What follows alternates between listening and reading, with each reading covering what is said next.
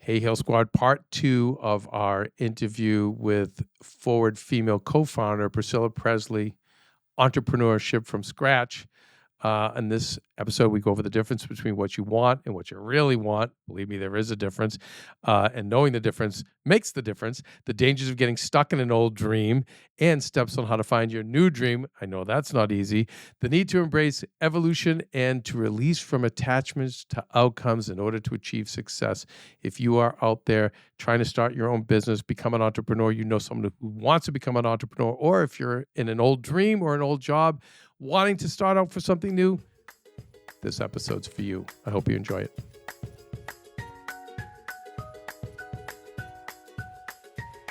Hey, Heel Squad fans. It's Heel Squad with Maria Menounos. And well, I know, as you can easily surmise, it's not Maria Menounos. It's Mr. Maria Menounos coming to you, subbing in for my beautiful and talented wife, bringing you part two of my interview with CEO and founder of Forward Female, Priscilla Presley. And as discussed in part one, not that Priscilla Presley, all due respect to the king's wife, love and light, nothing but love and light. But this Priscilla Presley was helping us learn how to go from working in the corporate world to becoming your own entrepreneur and so many other things in between. So I'm so excited to share with you now part two of our interview.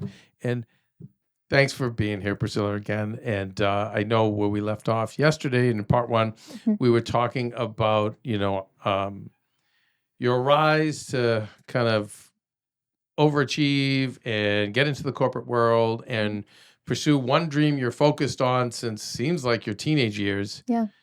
And now comes the time where with awareness, you realize this really wasn't your dream.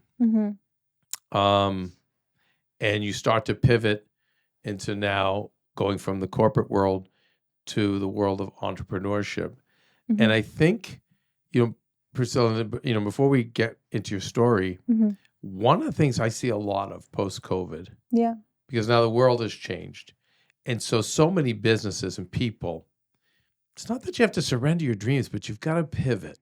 And I see a lot of people not willing to pivot. I also see a lot of people trapped in an old dream. Yeah. So I know a bunch of Priscilla Presleys like you who are still fighting for that old dream. Yeah. Whether it's pride or it's just so deeply embedded in them. But do you see that too, where people are just trapped in it, which you weren't. You were like, hey, you know what? This isn't for me. This isn't what I thought it was, and I'm going to pivot. Yeah. I know for me, for my dream starting out was I just want to be a sitcom writer. That was it. Yeah. And then it was like independent filmmaker. That was it. And then it kept going and going and going and changing, thankfully. Yeah. So it ended up, and it comes full circle where you do everything, which your life now has come full circle. So you're doing everything that you wanted anyway. Exactly. But there was a time where I was hanging on to the old dream because it was almost like, I have to complete this mission. I have to become this or I'm a failure, even though it's not really what I wanted anymore. So do you see that with like a lot of people trapped in old dreams? So much. Really? Can you tell me like a little bit about what you see and how you help them? Yeah, I think, there's so many, like what I was mentioning, in yesterday's show was that there is this idea that a lot of people build up in their minds before actually like understanding the reality of that, and to where you'll build up with this idea of like entrepreneurship is, or this idea of this business that you have, or this idea of this career that you have, and you just start working towards it before really sitting and thinking what it really takes to do that and what it really takes to accomplish something like that. And so what I find a lot is that you've skipped that step. And so you are just working towards this like hypothesis of what you think that you're working towards, of this that you've just created in your mind, like nothing else. Like what you think you want. Yeah. And to where if you come down and you look at the reality of what it really looks like, which is what I came to the realization of. I was sitting in the newsroom, I was looking around, and I very quickly was analyzing like, well, what would that take? Like, what does that really look like? What does that really like feel like? And realizing very quickly that like it wasn't it, versus like what I see a lot in businesses, they say, I want to make $1 million, right? Like I want to make $1 million and like whatever, and this is what I want to sell, and this is how much I want to sell it for, and like, but whenever you like look at it like it's like, well, that doesn't really make sense. This is what it would actually take in order for you to actually reach that goal that you have. And then really coming to the conclusion of like, if you really want that. I think there was maybe a couple of years ago, you and I were chatting, and it was this idea of like what you want versus what you really want. Yeah. And it's always stuck with me, that conversation that we had. And I use it in a lot of conversations that I have with people in business today, because I think it's such a clear distinction of like, do you want this because you just like the idea of it, but there's stipulations that you wouldn't do to like actually achieve it, versus the thing that you really want, which is how you explained it to me, was like, it's the thing that you're gonna achieve no matter what. And whenever you've become very clear on that, and I tell that to people, it's like this curtain lifts and it's so clear of like, I thought I wanted that, but I don't want everything that comes with that. It's not what you really want. Exactly. Like I'm trying to come from example, like I want to be, let's say, a TV producer, but I really want to,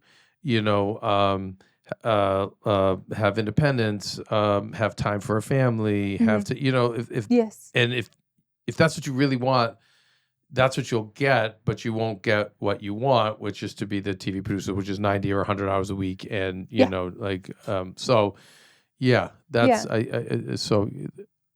It's that I'm glad that's a helpful tool for people. A lot of people, when I run that by them, they don't really get it. So that's really good. But you're a good teacher, so you probably have the breakthroughs. Well, ditto, because I think it really is, it's that thing of like, if you're holding on to something, but there's like stipulations that you won't do, like we were talking about before, like I'm holding on to this idea, but I won't pivot anywhere during it to actually achieve it, then like, do you really want it? Or are you just holding on to it for like some other reason? Yep. Now, if you really want this thing, you will pivot, you will move and groove like as you're on your way to achieving it. And that like success point, you're open to it shifting too. I think once you land there, I think the like world of opportunity is so vast and it's more expansive. And I see people being a lot happier in that place. That's a great term, expansive. So you were always expansive, but you probably have your clients in that place because you have to be. I think a lot of people are too rigid as well, right? Like they're too rigid, one way of getting success or one way of achieving what they want, one dream. And if that doesn't happen, then they somehow failed. But okay, so let's talk about you're having these dinners with Lauren, and the seed of an idea. You notice that there's a need, right? This business is always trying to find what is the need. There's a consumer need for a community of people to come together, right, to help each other and network in business, right? This is how this starts.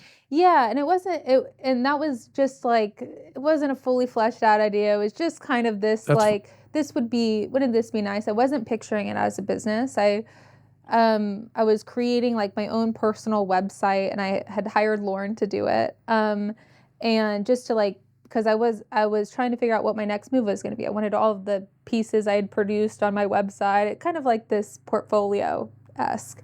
But I was like, what if people came here and then they got inspired and then they wanted to meet other people?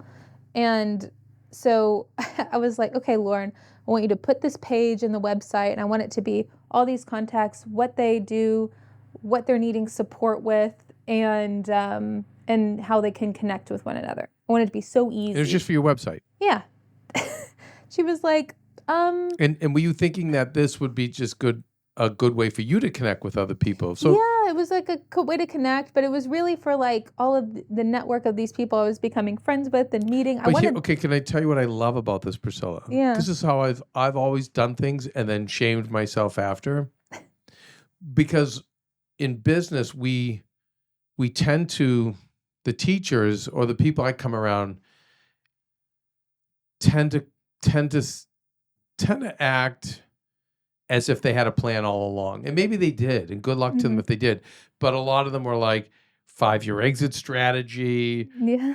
year 1 this, year 3 that. Like they had it all down. And I was more like, well, this would be fun. Wouldn't this be cool to just do? At AfterBuzz, it was, I was like in sports, you have post-game wrap-up shows. Why don't you have it in TV? Yeah. This would be fun. I'm watching my favorite shows and so badly want to talk about it or want to hear other people talk about it. Yeah. And that was it. And I just started doing it. And I wasn't, so there were mistakes involved because I wasn't as methodical. You were at least had more of your dad in you to say, let's turn this into a business. But I think it's important for people to hear that it just started from a place of, hey, website, cool. This will connect me with other people, connect other people with other people. It just came from I want people to hear it didn't come from, I'm now going to start a big corporation and I'm going to be an entrepreneur. No, it just was like, this would be a great way to bring people together. Yes. And something good will come out of it. Yeah, exactly. Right? So I think it's important for people to hear that. That's much more aspirational than I've got the 5-year plan and the exit strategy. Okay. So take it from there. So so I think, from there, I was really lucky to have Lauren in my life and be collaborating with her on this because she, immediately recognized she was already in entrepreneurship. She had this creative agency that was very successful. And I was looking at her and I would go to the office every day and she'd be at, taking meeting. And I was like, I love that life. Like it was so aspirational to me where like a lot of people would look at like, oh, you get to go, to Warner Brothers and go do this Bumble thing. I was like, that's cool. I was getting like a taste of like that again from a different perspective than how my dad did it. And I really loved that. And through that conversation with her, she was like, Priscilla, that's not your personal website. Like that's not what that is. Like from everything we've been talking about, this has been like a portfolio website. Like this is completely different. And I was like, really? I'm like, I don't know. I'm like, I just want like that page. And she was like, no, I feel like it's something bigger. And she could see that when I couldn't, which was really helpful. And she was a colleague, but she was a friend, but also a mentor in a sense to me of how I looked at it. And so we just truly from that conversation, we couldn't let it go. We just like kept meeting, kept chatting, kept calling each other. We just started like building this idea of what, like, well, it could be actually more than that. Like, this is actually what people need. Who else is doing this? We just got so curious.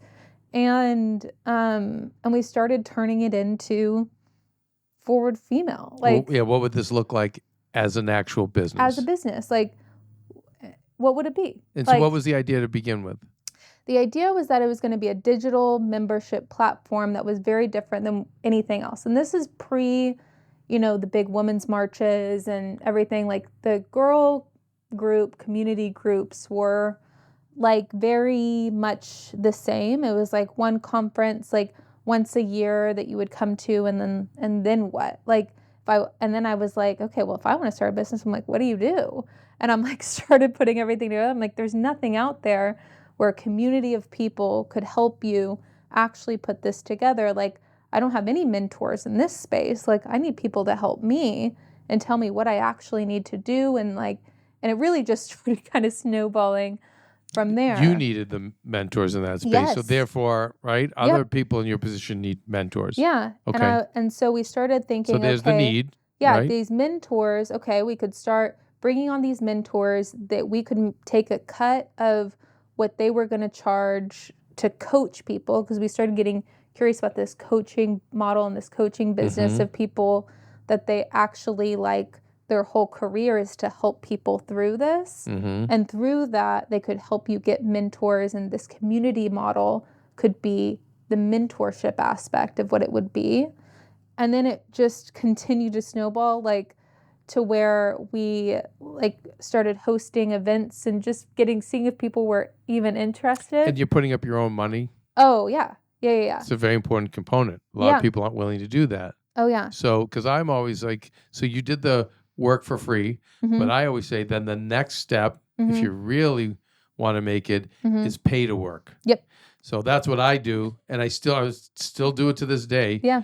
But you are putting money out now to have these things, your own money, to have these things, to have these people come together in these mixers. Okay, continue. Lo, I mean, it was like so informal at that time. It was like Lo and I just sitting at a table, and at first it was going to be just my thing, and I'm like, I don't want to do this by myself. I'm like, you want to be my business partner?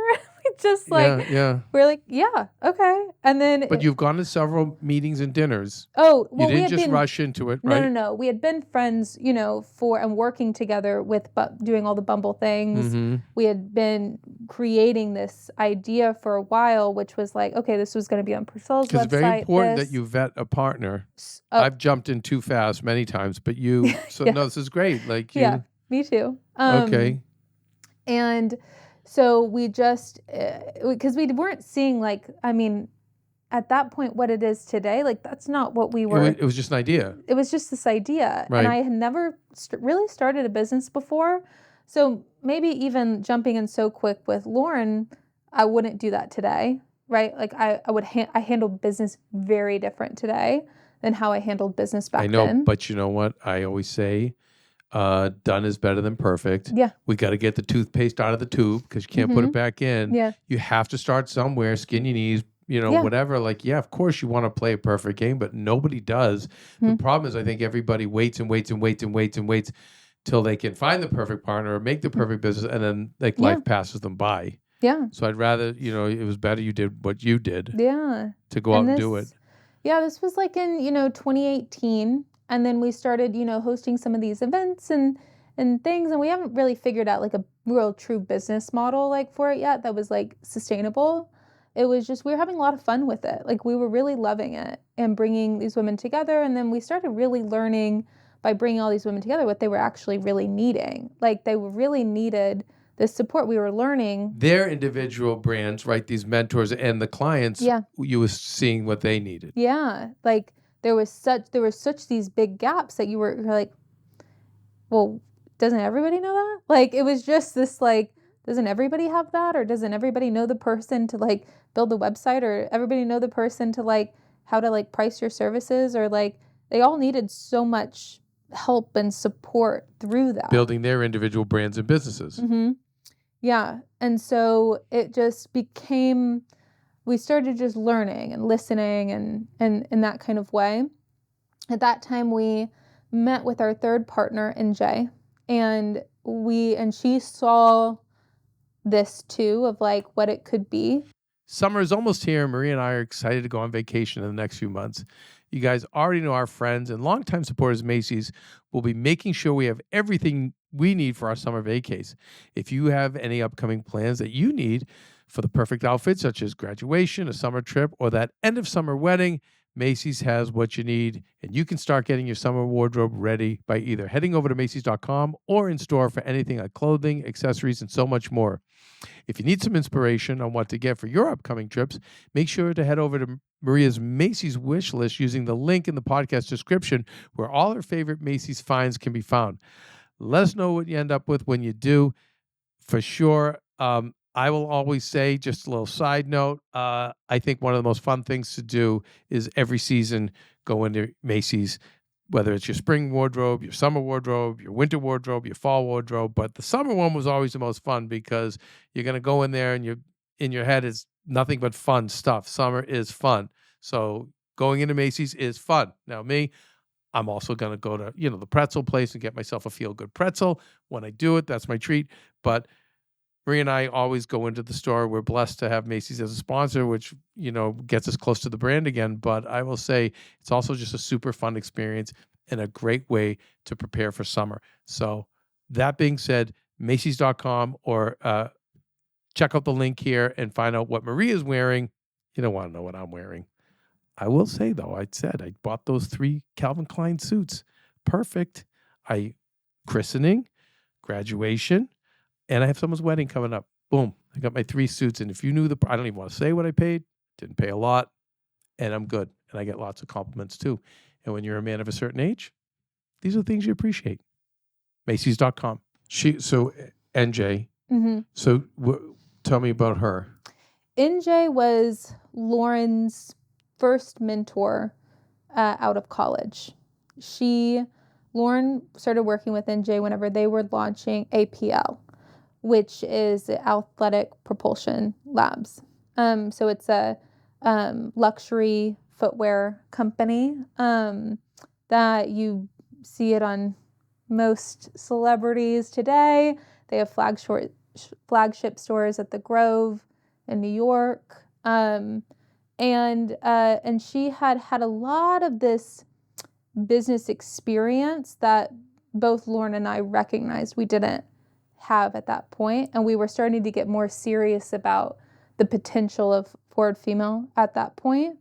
And the vision for Forward Female then was that we were going to create these mentorship hubs in all of the major cities across the US.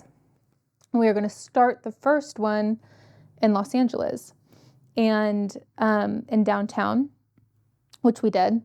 And NJ worked with us. Did she invest to launch that? Mm-hmm. She did.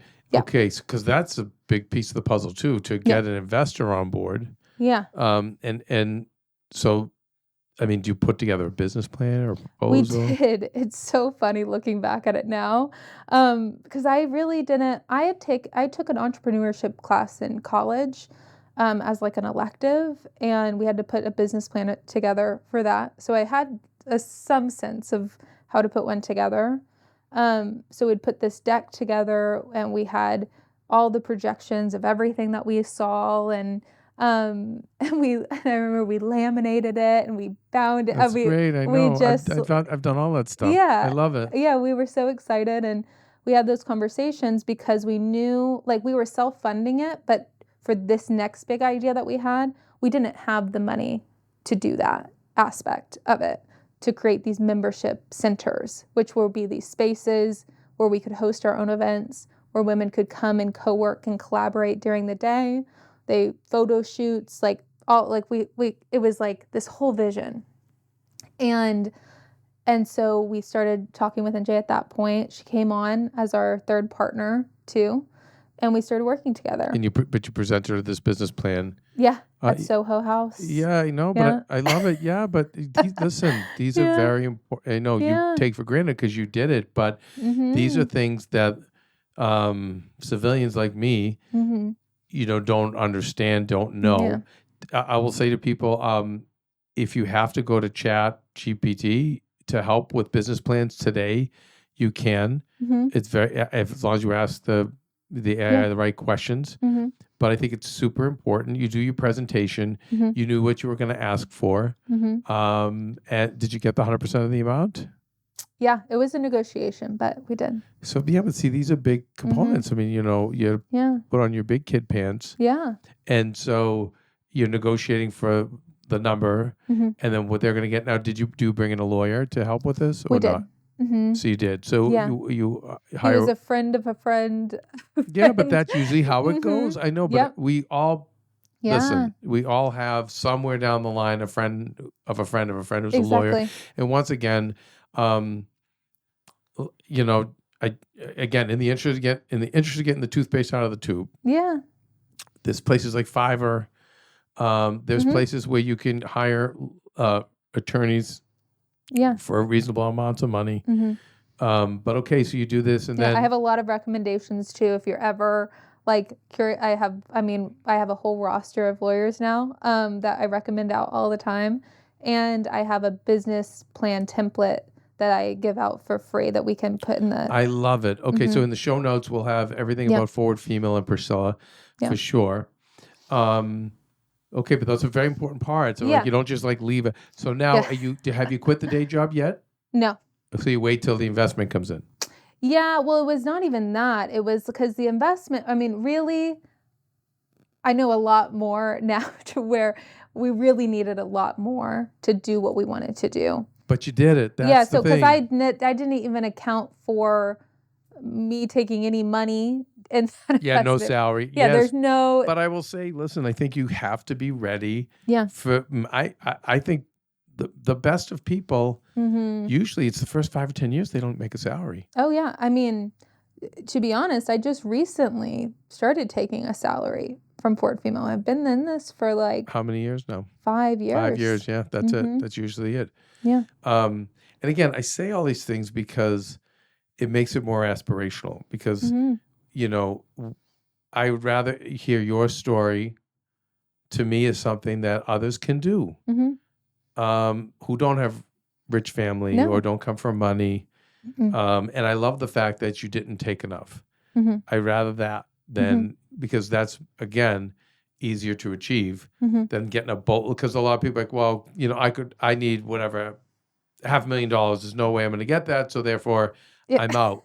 But I love Yeah. that you started something from nothing. And I just feel like today, one of the blessings of technology and this work at home, one of the blessings of it, I'm not saying it's all blessings, there's a lot of bad with it too, but one of the blessings is that it does enable you to start businesses without a lot of capital and just hard work and resources.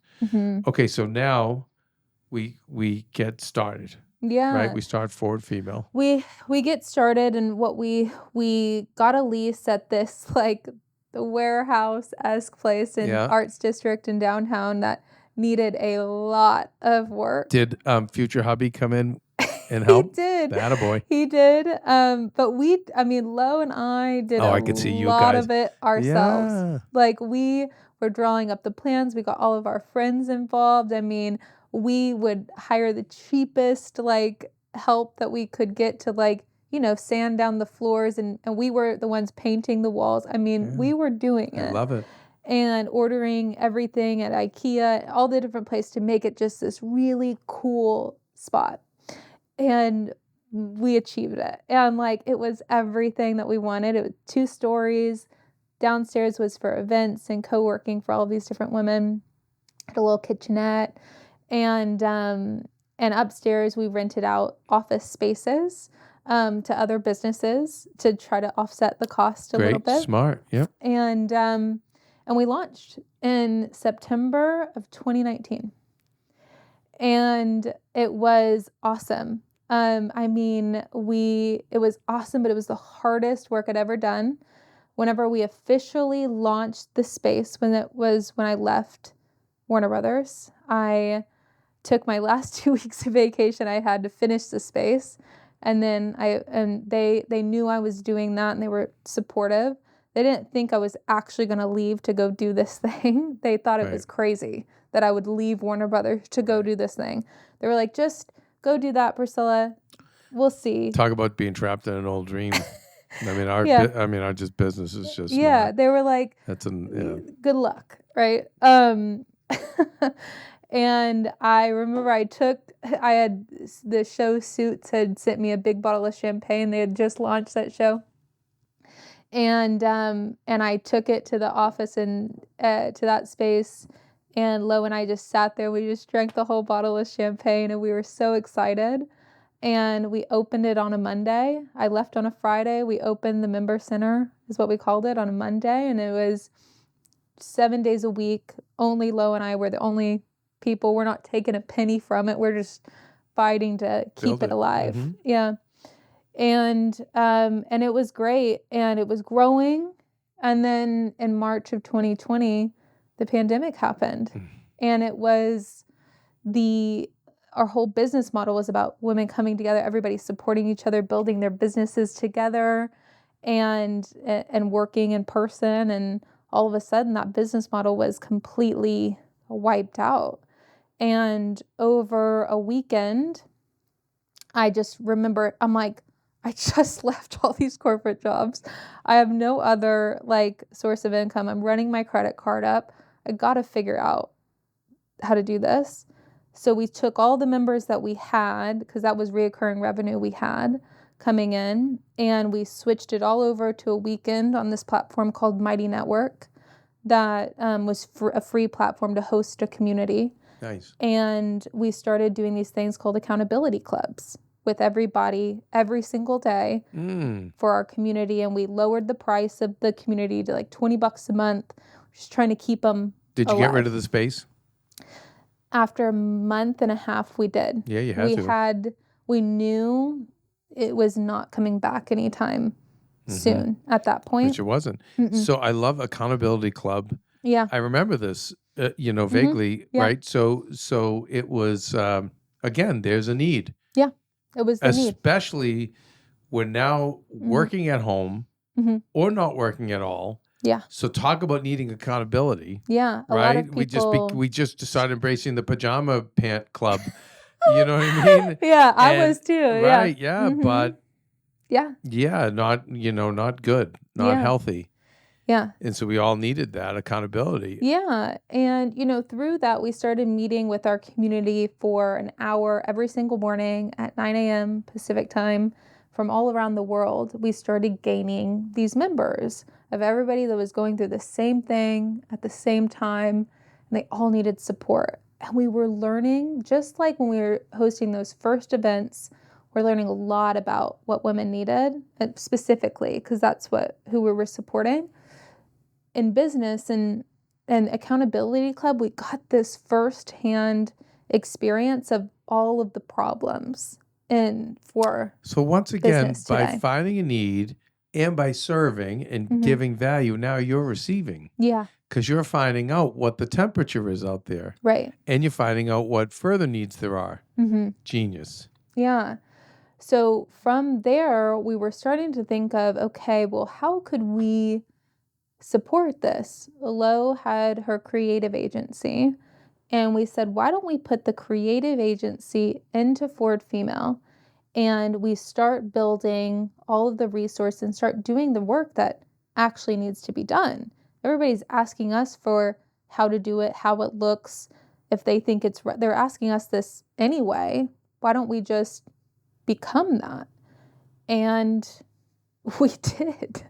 And so I like, it was just like I turned the mentorship that I was doing for all of these businesses, because I had all this corporate knowledge. Even though I was young, I still had all this corporate knowledge that was very valuable to people. And I started turning that into coaching, and I started getting really sophisticated in coaching, and understanding that really well. And I just loved people, so I loved that. I also just think you have such heart mixed with work ethic.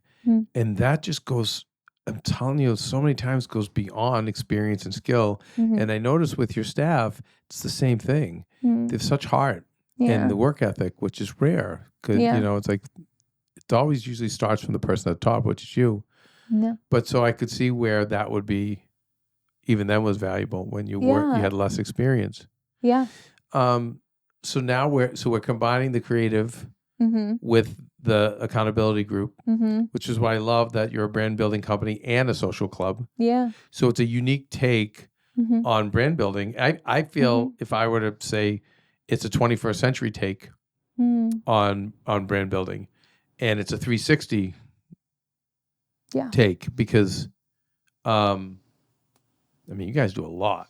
Yeah, we do. Well, I love it. It seems like you'll take on a brand, whether it's an individual or a brand. Yeah. It could be a coffee shop, or it could be a YouTube doctor, or it could be Heal Squad. But what I really love is how open you are to whatever's going to build the brand. Yeah. And that I've not seen.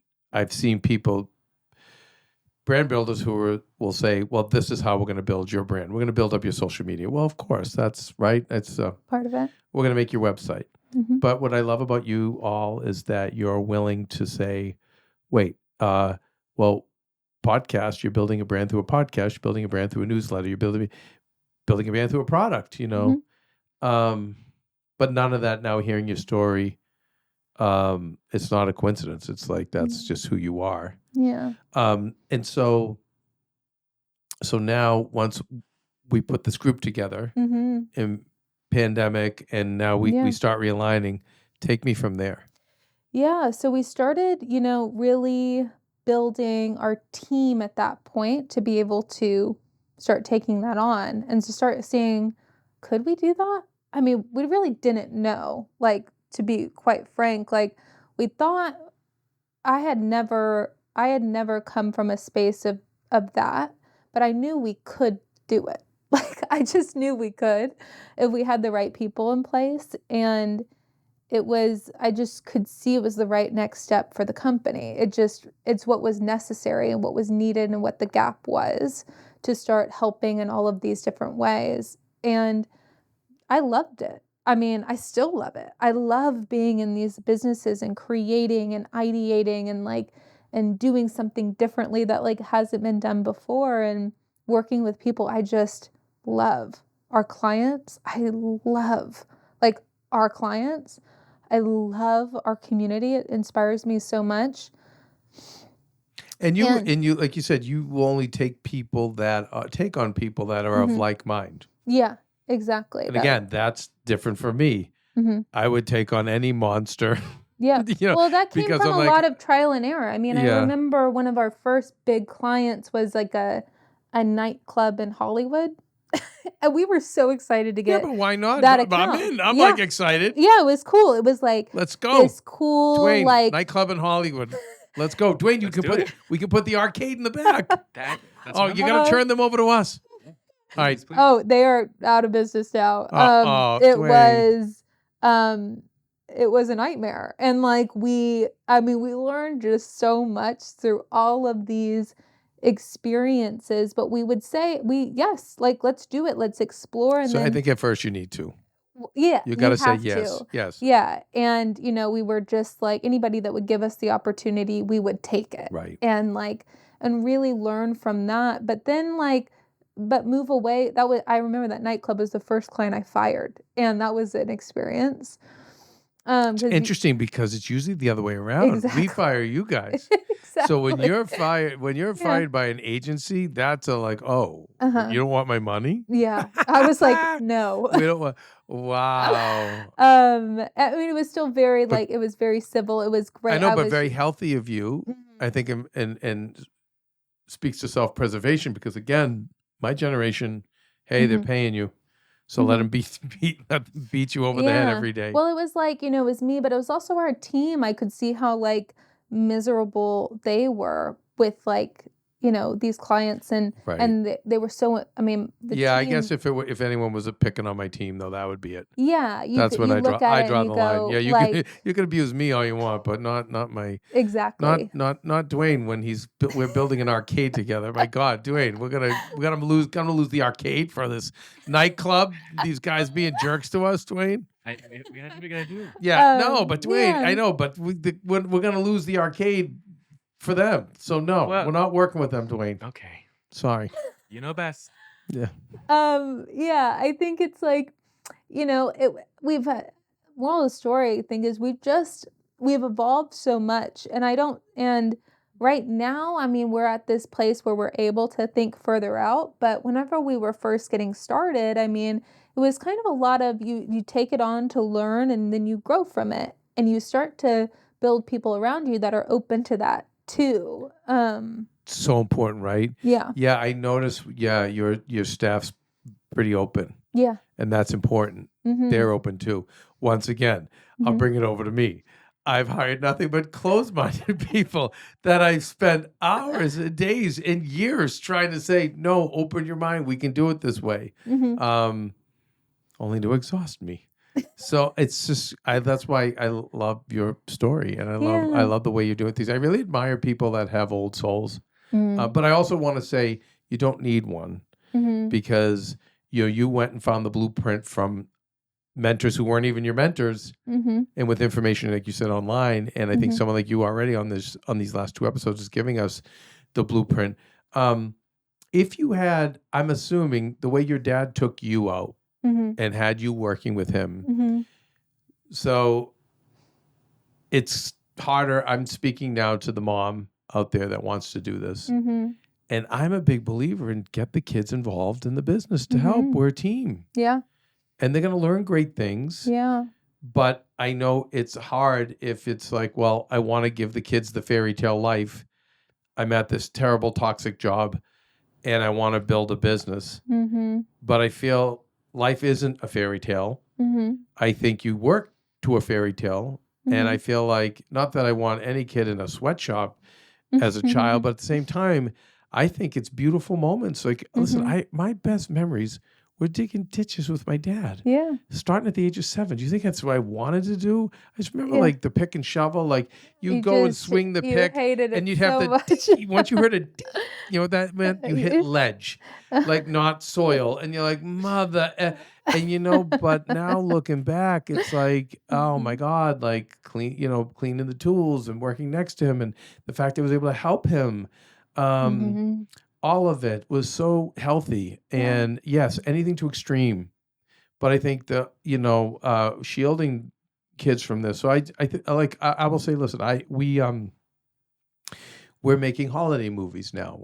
We're starting that. That's another thing I'll be throwing on your plate, Priscilla. But not yet. It's coming. I'm excited. But we're building.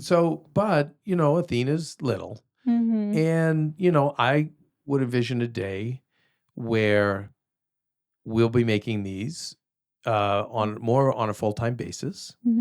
And she'll be part of it. And it won't be a bad thing. There's a lot worse things than working on a holiday film set. Yep. But I'm gonna make it quality time. Yeah. But ultimately, if it's what pays for the party and for the college and all those things, it's educating them like, hey, this is why we get Right. college. This is why we get whatever else we're getting, this nice house, whatever. It's because we have to work. So I think that, yes, while Priscilla's story seems a little bit easier because she didn't have the children and she didn't have a mountain of debt, I just think there's other ways for people that do. Don't be afraid to involve your children. Bring them in on it and say, mom or dad wants to make this pivot, but we're going to have to do it as a family. Yeah. And I feel like that's leadership too. But anyway, I just wanted to point that out because I just don't I can hear people going, oh, well, God, Priscilla didn't have kids and she didn't have a lot of debt. Yeah. And so I get it, but it's like, we all, it's the, what I notice from it all of these businesses I get the awesome opportunity to like work with is there's different mentalities. It's if you're either going to look at it from the lens of I'm never going to be able to do it, everybody else can do it but me, like you're either going to look at it from that lens, which is going to be prohibitive. Extremely, right? Yeah. Or you're going to say, well, what is possible? What's that first step that I could take that I am able to do Mind and today? possibility. I always say, keep your mind in a state of possibility. Dwayne, what did we learn on the last Regular Guy Friday from Natasha about endoplasmic reticulum?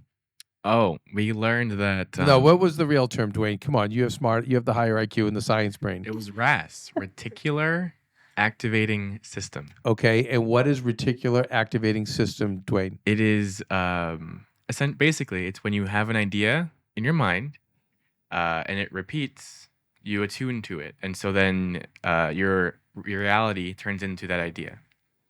A simple example is, you like Teslas, and so you think about Teslas all day, you're going to start seeing more Teslas. Right. There aren't more Teslas. You just think there are because you're focused on it. So, like I said, my Subaru Baja, half truck, half car, yellow, obscure, ridiculous vehicle that I think about, I kind of want to buy one of those. And then I end up seeing them all the time. And like there's probably like 10 of them on the road in the United States. And this is, what is it, Drain? Endoplasmic reticulum? What is? Reticular activating system. And so, the concept is so if you're seeing possibility, then that possibility is much more likely of happening. Yes. But if you see that it can't happen, then the reality that's going to happen is going to be that it can happen. Yeah. So again, a choice, right? Such a choice. It's a choice. Yeah, and looking at everything through this like lens of opportunity and like what is it teaching you to set you up for that next like level and that next evolution. And that is a constant that's always happening, that there's no like aha moment, there's no like true like peak of the mountain that I think so many people are really looking to achieve, because the real goal that I see most people that are really successful, and I feel like I get, because I have this opportunity now to be around so many people that have seen a lot of success in their life, is the people that are always looking forward. Like, it's like, okay, that was great that we did that. Let's look forward at like what we can do next. Not just saying I'm looking to achieve this one only thing in my life, and like once I achieve that, that's it and that's everything. It's this constant evolution. And I think once you take off that pressure a bit, you can just continue to let yourself evolve, let yourself get better, and take off this expectation that it's supposed to be something else that maybe it's really not meant to be. And you open up that vastness to opportunity, I think, then too.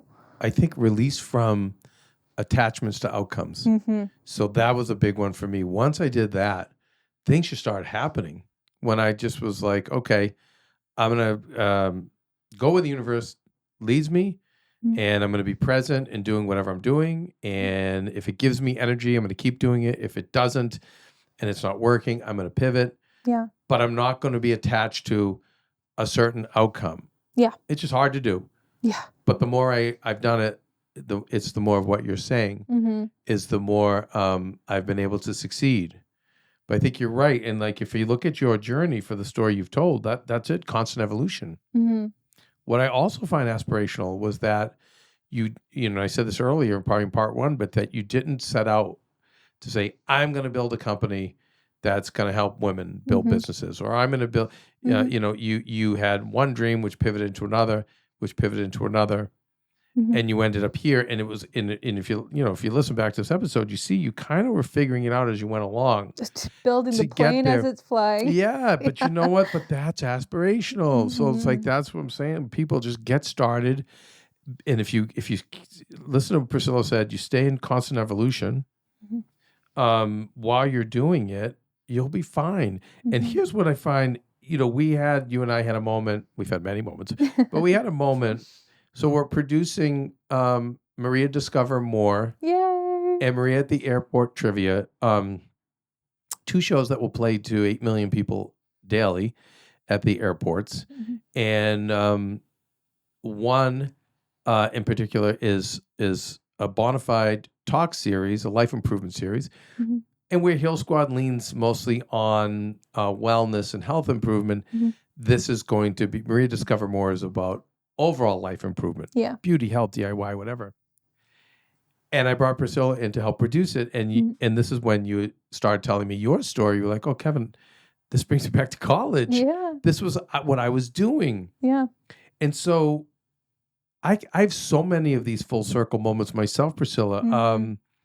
You know, Mercedes Monet, who's also a forward female client.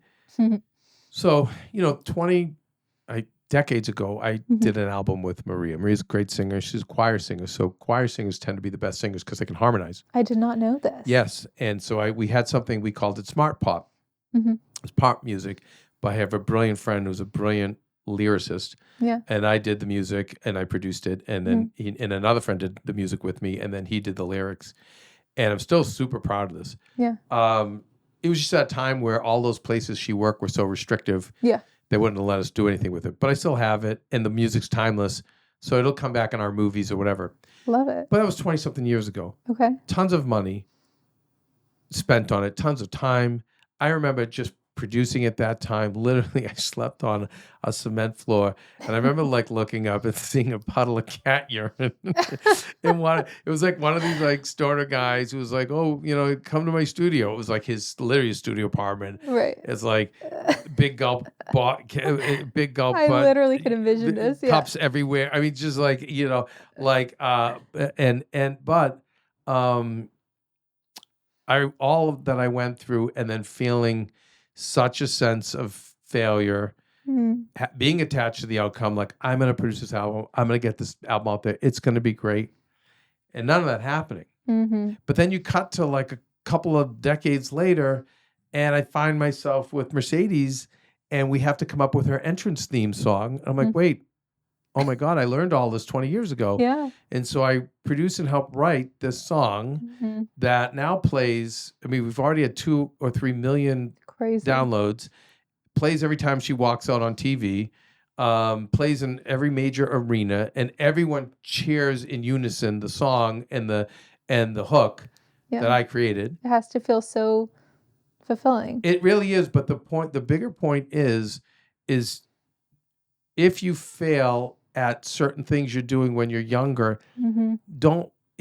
it more than likely that skill set you develop will come back. So also, the couple of independent films I made were, so many fails attached to them. Actors falling out, me having to finish it without actors, the other one never having enough footage, and just both films ended up being sloppy, not accurate reflections of my work, certainly, and so much time and money and anguish. And yet, I can't tell you how many times decades later, whether I'm in an edit bay for somebody's film or for clips we have to make for this show, or when Maria works on some of her movies and they don't have the money to hire a writer, I'm like, I can fix it. Yeah. All that is because of all the mistakes I made. To me, it's like in my sleep I can do it, but it all comes full circle. So here you were starting out as a producer, only to come back around, and now you're producing a talk show for 8 million people a day on top of everything else you're doing in your business. So I think that's part of the story too, is your failures are all going to like come back in some way. Yeah, that you couldn't even like dream of. Like truly at that time in my life, before this even happened, of like, could I have ever dreamed or envisioned I would be working with y'all? I would be producing a show that Maria Menounos is going to be the host of, that's going to be in all the airport. I couldn't even probably have gotten there in my head, even if I wanted to, because of the experience. I hadn't had that yet. Yeah. So it was like, even your dreams that you have to, like, I can't even imagine what something could happen in the future, because I just can't even, I couldn't even comprehend it. No, your head was down, blinders were on, you just doing the work in the way you described. And I think if you do that, my belief is if you do that and you do it ethically and you don't cut corners and you don't hurt anyone else, you don't even hurt yourself, it'll come around. And especially with all these tips that she gave, constant evolution is the big one, and being willing to pivot. Hey, this isn't working. We're going to pivot another way. Okay, COVID comes. We're going to pivot another way. It's pivoting. And a lot of people just get set. I was telling you that before the interview. I have a friend who's got a business and just won't give up. Well, the set way of doing the business, and it's failing. It's been failing for years. It's physically killing her. Right. And yeah, you have to be into constant evolution. And so, but okay, Priscilla, this was amazing. This is our first of many conversations, because I think there's so many other subjects we can tackle to help entrepreneurs, especially female entrepreneurs. Thank you so much. Priscilla, what is your email, not your email, your Instagram, and some of the information where we can find out more about Forward Female. All Forward Female is just forwardfemale.com, Forward Female everywhere across all channels. Check it out. Come say hi. I'd love to, any way that I can help. I just really want to be. Are you on Instagram too? I am on Instagram, but Is it private? It's not private, I don't think. It's just Pris_Presley. I didn't change my name. I didn't change my name whenever. I have to tell you a funny story about Priscilla, the real Priscilla Presley. Has she found you yet? No. She's gonna at some point. We've met. She was one of my first interviews at Warner Brothers whenever I was there. And like one of my first interviews that I did. Did somebody say Priscilla Presley, meet Priscilla Presley, yes, or did you have to do it? They did, and it was a little awkward. And it was awkward. It was. But one of the first times, I think Maria sent me flowers for something. Maybe my birthday. I Maybe remember this. Tell the story. This is amazing. they I didn't know that you were sending me flowers, so I had no idea. But they went to Priscilla Presley's house first. And because they thought, oh, Maria Menounos is sending them to Priscilla Presley, Mark's Garden or whatever it Yeah, was. of course. They just sent them there, and then they had to redirect them all the Oh my way God, how back over embarrassing. to my house, which is so funny. And then I called and made a reservation. You just gotta use it to what it is. I called and made a reservation at Beverly Hills Hotel, like for lunch with somebody the other day. And I called because I couldn't get one online, and they were like, who is this for? I'm like, Priscilla. They're like, what's your last name? Presley. Oh, Miss Presley. Yes, They're hello. like, do you want your normal table? And I was like, yeah, that'll be good. That'll be fine. So it plays to my advantage a lot. There's a guy back east that I was working with. His name was Kevin Garnett, but he's not the Kevin Garnett basketball player. Yeah. And he experienced the same thing. And then he gets a lot of letdowns. Like he'll go to a motel or whatever, and the whole staff standing there excited. Where's Kevin Garnett? Yeah, you're looking at him. Yeah, I get a lot of. I think my office address is like somewhere online because I get a lot of fan mail there too. Well, yeah. I mean, yeah, it's crazy. Yes, and that's probably you see what Britney Spears deals with. So that's what Lisa Marie and she's dealt with. With Elvis fans. Yeah. And it's global, and I can't even. I mean, I just get a taste of it just from the random letters I get in the mail, and it's wild. That's so interesting. I think there's another Priscilla Presley too, meaning like no, not there's not Priscilla Presley story that we have, because I think when Marie was sick, either she reached out to us and we thought it was you, or you reached out and we thought it was her. And then they're like, "Oh, she's away. She was on the road, but she wanted to say thank you and whatever it was." It was just weird. It's so funny. I met her once, but it was like at a big table, and it was really, she's very, very sweet. really, really quick. But, oh well, all right, great way to end this. Ended on a positive. See, I thought our light note, Dwayne, was going to be trying to get Priscilla to help us open Kevin and Dwayne's Old Fashioned Arcade.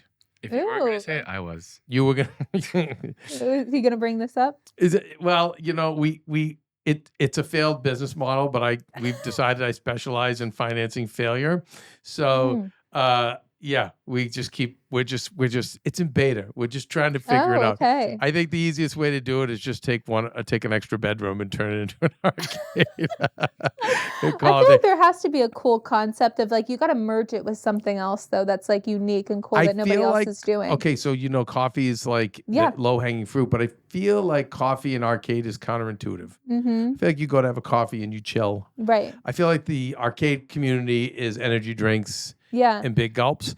So then I was thinking, Dwayne, the way it would work, I feel like it would be a social club. I love this. Right. So you would have the actual it's a social club. You have your brick and mortar, and then membership fees, and people come into the club, and maybe there is a coffee bar in the club that makes some extra money to help the club. And then Dwayne really went crazy with the really big idea. Is the club is actually game developers. So now you're bringing the forward female element where everyone's collaborating, right? And then because God, there's so much money in gaming.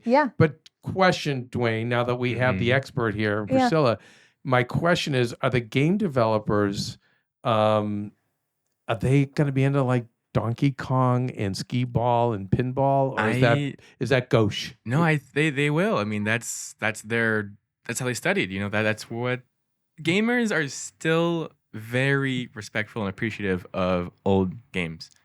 You have your esport crowd that's very modern, but I would say from my personal experience and expertise, the majority of gamers out there really appreciate old games. And most developers don't even play modern games. They play older games because they don't want It's the to. nostalgia. Yeah, it's like a writer who I doesn't mean, like read. how great, because it would definitely be a great looking place, a fun place to go. Mm-hmm. Mhm.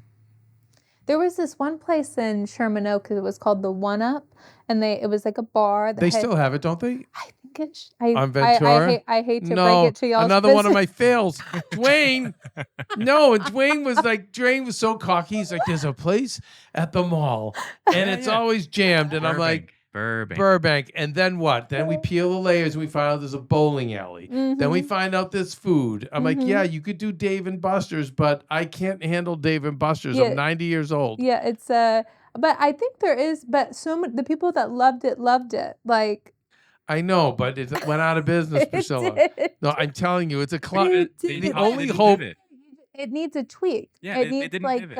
it needs, so maybe y'all's spin could be interesting, but I don't know. I think we'd have to run the numbers on it. It sounds like someone's a little close-minded there. Wayne, I'm not closed-minded. I'm just tired of financing failure. I can't hear Dwayne. So is he telling you you're closed-minded? Yeah, he's like, I'm being closed-minded. That's from Dwayne. No. Yeah, Dwayne says, yes, I'm being closed-minded and I'm not living up to the forward female. No, I'm you not, gotta but you have to be believe realistic me. You too, gotta right? be realistic. You have to run the numbers, and you have to say, okay, like this is it. Like this is what it would really take, and do I love the outcome? And do I love the outcome? Yeah, and that's the other thing too, Dwayne. I like playing arcade games. I don't know if I love, and I like the idea of having an arcade. So we'll talk. I'll always bring it back to Bar Rescue. So at AfterBuzz, I used to do the Bar Rescue after show. I'm really good friends with John Taffer. I've helped him with his brand. And the one thing we concluded with that show is you'd see these males, which the male fantasy is, I want to open a bar. Right. Dwayne and I's male fantasy is, let's have an arcade. Right. But other people are like, I want to own a bar, because they think it's the cool thing to do. And then they get in for like 300,000-400,000, sometimes millions, and they lose all their money, and it's a fail because the idea that is what you want versus what you really want is not in alignment, and then of course it doesn't work. And our conclusion was always, hey, take 30 to 70 grand and renovate your basement, or take like a $2,000 shed from Home Depot, and like, which I see people on YouTube do all the time, and just have your bar that you go out and sit at your bar. You invite your friends over to your bar, and that's it. Right. So that's Dwayne. That's where I'm at with Kevin and Dwayne's old-fashioned arcade. We're going to take a side room, then we're going to have our room, we're going to have our arcade, and that's it. Until Priscilla and Forward Female come up with something better, Dwayne. I don't know. For that reason, in the words of Mr. Wonderful, for that reason, I'm out. All right, you guys. Thank you, Priscilla. Once again, thank you again. Thank you. I look forward to more conversations with you about this and business and entrepreneurialism. Until then, what does Auntie Maria say? She says, be nice people, make good choices, and stay present. This podcast and all related content published or distributed by or on behalf of Maria Menounos or mariamenounos.com is for informational purposes only and may include information that is general in nature and that is not specific to you. Any information or opinions expressed or contained herein are not intended to serve as or replace medical advice, nor to diagnose, prescribe, or treat any disease, condition, illness, or injury, and you should consult the healthcare professional of your choice regarding all matters concerning your health, including before beginning any exercise, weight loss, or healthcare program. If you have or suspect you may have a healthcare emergency, please contact a qualified healthcare professional for treatment. Any information or opinions provided by a guest expert or host featured within website or on company's podcast are their own, not those of Maria Menounos or the company. Accordingly, Maria Menounos and the company cannot be responsible for any results or consequences or actions you may take based on information or opinions.